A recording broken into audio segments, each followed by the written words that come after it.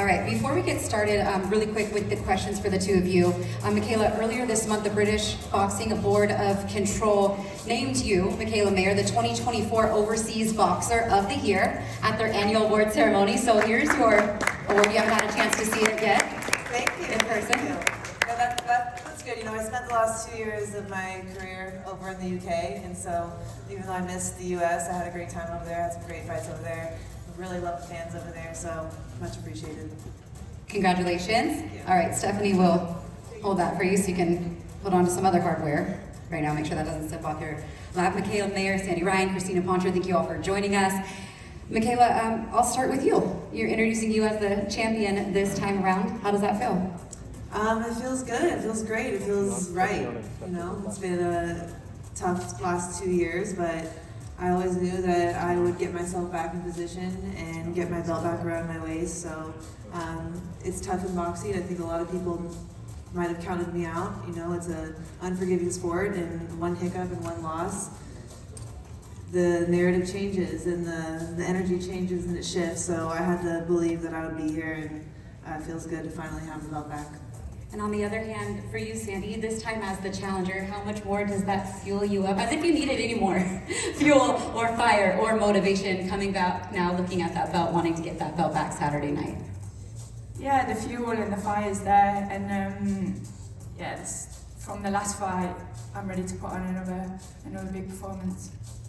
Coming into the last fight, how would you describe, if you could even put into words, what your emotions were that night?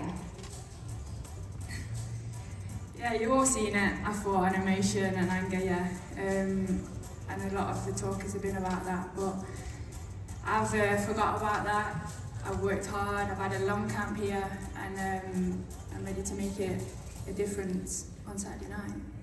Yeah, we talked a little bit leading up to this fight, and I mean, it's pretty fair to say that despite what you went through prior to that fight, you fought your butt off. You know what I mean? But you weren't even at your best, you would say, right? Physically or emotionally coming into that night. Yeah, I'd say that. In the fight. Yeah, I'd say that, but I'm not taking nothing away from Mikaela. She got the belt, and I appreciate her accepting the rematch and making this fight and what the fans wanted, because it was a great first fight. But we all know, well, people that know me 100% Sandy, I'll be taking that belt back. What do you think it says about Sandy Ryan, the fact that you were able to go through that adversity, deal with what you dealt with paint being thrown on you prior to getting to the venue, having to deal with a disruption in the locker room? Like, what do you think that says about you, Sandy, that you were still able to come into the ring that night and fight the way that you did, and the fight was as close as it was? What does that say about Sandy Ryan? I let you all guys think that, but I know that I'm a fighter. I know what I would never have pulled out of the fight, and people said I should have, but yeah, I'd let people see what kind of person I am and what kind of fighter I am, and anything that they threw at me, I still got in there and I still got in a performance. And that's one thing, Mikaela, that even after the aftermath of the last fight and the build of this, you have given her props for. Like, look, she could have walked away and did what her team told her to do, and instead she did choose to stand in there and fight. So at least, you know, I know that you give her respect, at the very least, for the amount that she went in there and put on a hell of a fight, despite all things considered. That's what fighters do. Yeah, there's lots of things leading up to a fight. You know, when you go in there and the bell rings, you got to put it all behind you. But I am glad that she pulled through, and it's disappointing that her team, you know, wasn't as cool, calm, and collected as she was. You know, because your team is supposed to hold you down and keep your mind right. So that was unfortunate, but you know, she showed up and she gave the fans a good fight. So you gotta give her props for that. I mean, it does kind of, I don't want to say messes with you a little bit, but you're hearing the very same thing that she's hearing about what happened, and you're saying, I hope she doesn't pull out of the fight. Like, it's not to be dismissed, you know, you having to overcome some, you know, adversity too, in the sense of not knowing what's going to happen minute to minute leading up to a ring walk of a fight. I mean, I didn't really even, her pulling out of the fight didn't even cross my mind, like, because that's never something that I would do, but... Even though her coaches... Then I started seeing how her coaches were reacting, and then the rumor that she was potentially talking about pulling out of the fight. And then I started, you know, and then ESPN comes around, and apparently I'm the culprit, I'm the one who did it. So it kind of all just happened really fast, but it didn't happen to me, so I was fine.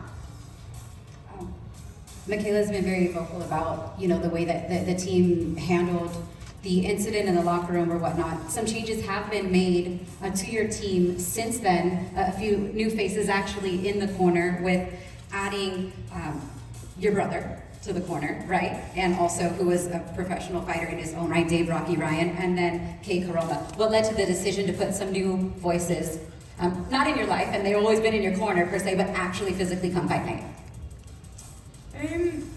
It was always, that's always the corner that I come over to America to have, to be honest. But Yes, there we go. Some honesty. We knew that. There you go. We'll see Saturday night anyway. Kay and my brother in my corner. It's nice. What do you feel like looking back? Have you watched the fight? How many times have you watched back the first fight? Twice. Twice. Yeah. You probably watched it back, what, 20? Coach Al's probably watched it 100 times. But in what you saw, what you needed to see with your brother, with Coach K, what can you take away from that fight that you need to improve on? Because I did hear you say coming into this rematch, you feel like you're going to knock her out. Just go into it being me and with no distractions, and level-headed and calm. And that's how I'm approaching this whole fight week and fight night. She has been pretty calm and pretty She's always like that. She's level. I mean, it's kind of her. That's her demeanor. Personality. That's how she always loves her. For you, Mikaela, though, I mean, you've been vocal this week about how you feel like you've had to kind of carry the promotion. You obviously had no problem offering her the rematch. Why was that important to you, considering kind of you didn't get that same just due in your previous fights? To offer her the rematch? Yeah. Well, you know, it wasn't like, oh, let me be nice to Sandy and give her the rematch. Like, it wasn't like that. I looked after the fight. We went back. We saw how great the views were. I know everyone really enjoyed the fight. It was an exciting fight. Those are the type of fights I love to have. So it made sense to do the rematch. I think if a rematch is warranted, then it should happen, whether there's a contract or a clause in your contract or not. And I can understand that because I didn't get the rematches I felt I was worthy of getting. And so with all that combined, it just made the most sense for me financially too. And I decided, all right, let's like shut up all these excuses and shut up the naysayers and take everything, all the drama that happened before the fight, take that out of the equation, and I'll just do it again and do it better. But that's kind of what you're saying too, right? Take all of that out of the equation, get into the ring, and fight. That's what you've wanted to do since probably the decision was announced and new.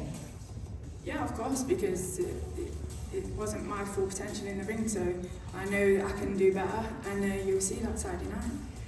Mikaela, have you thought about what it's going to be like sitting in that corner and seeing your former trainer across the ring in the other corner?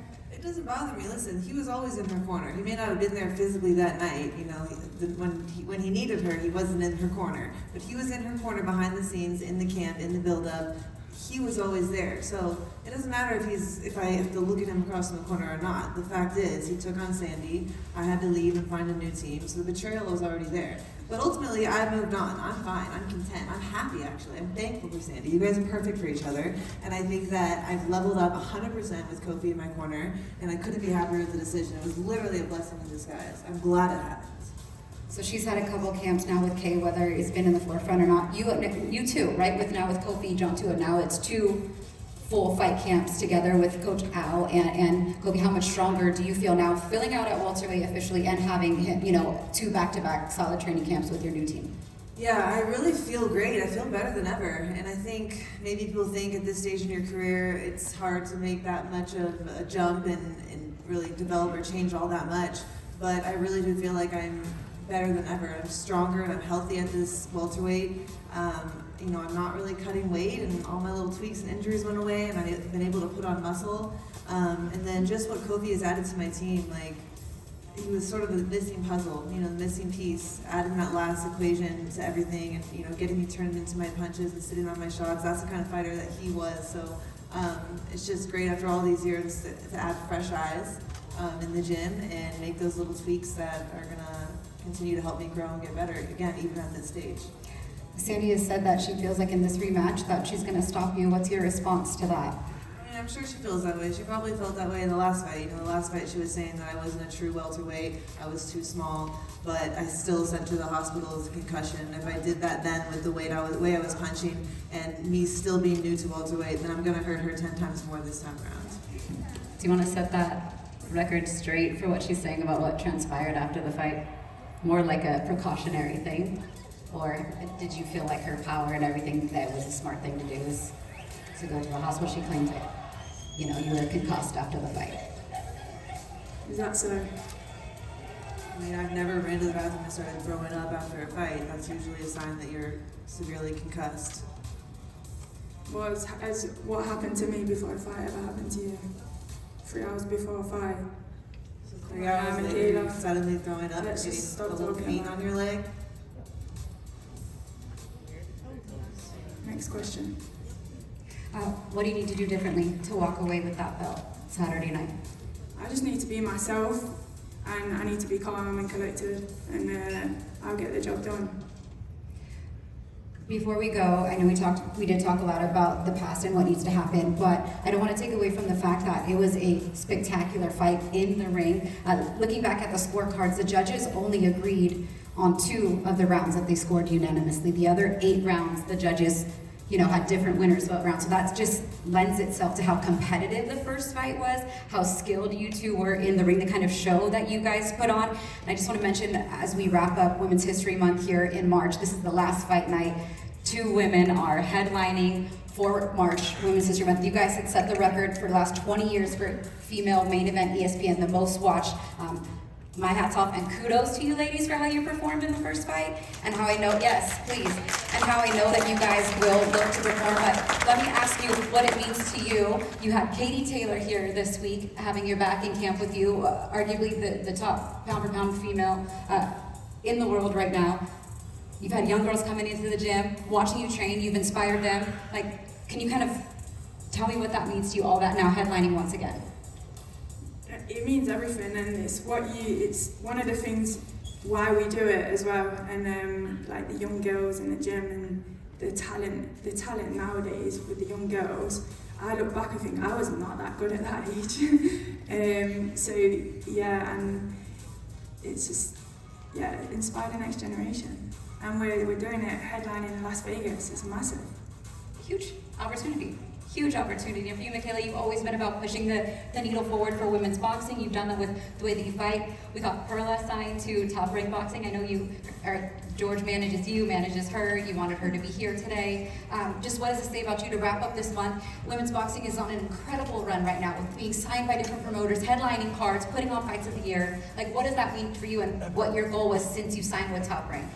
Yeah, it really is insane to see how far we've all come. Yeah. I mean, I really don't know what this generation of women were thinking, because when we all first walked into the gym, professional promoters weren't signing women, we weren't allowed to compete in the Olympics, but we were all a little bit delusional when it came to the fact that we all believed that we would somehow make a career in this sport. And I know I wasn't the only one, because the girls in this generation, we had to have that mindset. We had to be a little crazy and believe that. And I really feel like this generation is the true pioneer of women's boxing, because we've been able to cross over and create that blueprint for the next generation. I'm extremely happy that Top Rank has signed another female. You know, it's still a tough market, and so they've been selective about who they have signed. I think that me and Sinisa have done our best to help convince them that there is a market for us and we do belong here. And so I'm really happy to sign a young talent, only 19 years old. They have plenty of time to build her, and you know that's what Top Rank does best. So really excited. Congrats, Perla.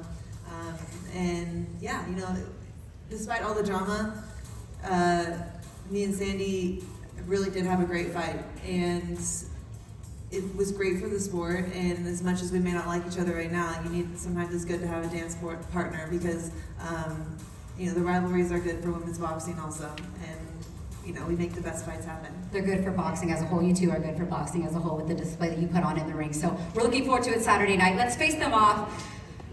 Front stage, thank you both very much. It's going down Saturday night in our main event, ESPN. Got the belt? Yep, let me move out of the way here. You ladies. Mikaela, right there. Come this way, guys. Mikaela, back up. Wherever Sandy's at, yep.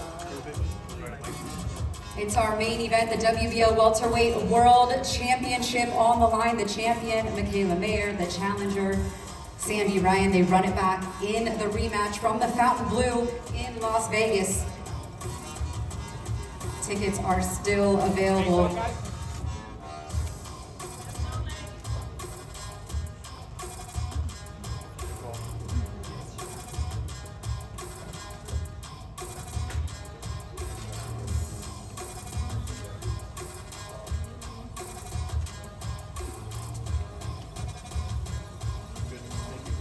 Thanks, guys. Yeah, we're good.